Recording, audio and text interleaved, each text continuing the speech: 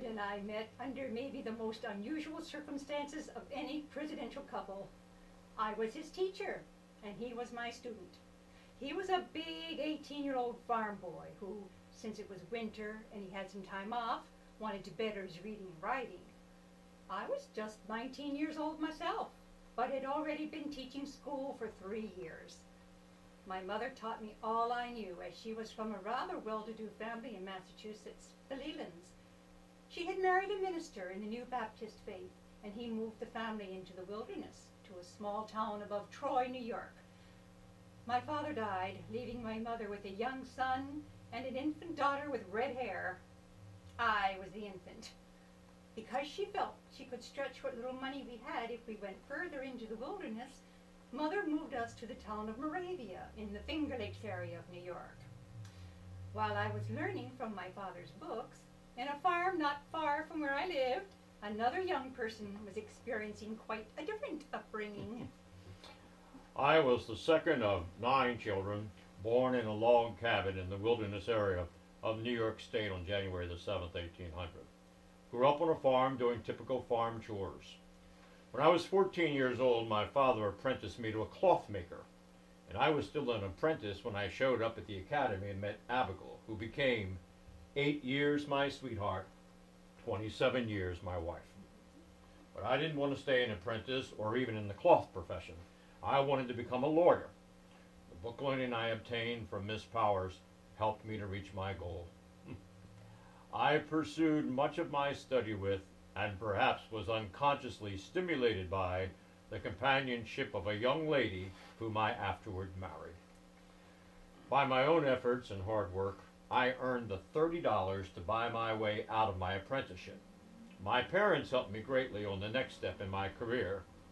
By law, they were entitled to my earnings until I was 21. They renounced all claim to me, thus releasing that commitment. But then they told me they had arranged for me to be a clerk and to study law with a judge in a nearby town. I broke down in tears. I was so moved. At least Millard was still nearby, and our romance slowly blossomed. 2 years later, he went to East Aurora, near Buffalo, over 150 miles away, to continue his law instruction, and our courtship continued through letters, while I continued teaching. To supplement my living expenses, I also taught at various local schools. In 1823, I was admitted to the bar, but could not wed yet, as first I had to establish an income to support my wife.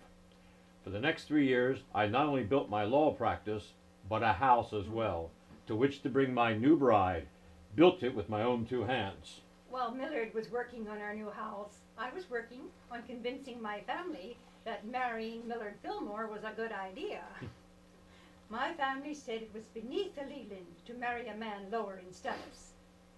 Eventually they relented, and the wedding took place in the home of my brother on February 5th, 1826 in Moravia, New York. But before that, the day I've been waiting for finally arrived. My first kiss from Millard. We moved into the lovely house that Millard had built, where we would live for the next 4 years. I continued teaching for the next 2 years, until our son Millard was born in 1828. In 1830, we moved to Buffalo, where there was more business opportunity and political opportunity as well. I was then in the midst of serving 3 years in the New York State Assembly, elected on the new anti-Masonic party ticket. The first legislation I sponsored was a bill to do away with imprisonment for debt. I also worked to improve the situation for apprentices. In 1832, I was elected to Congress.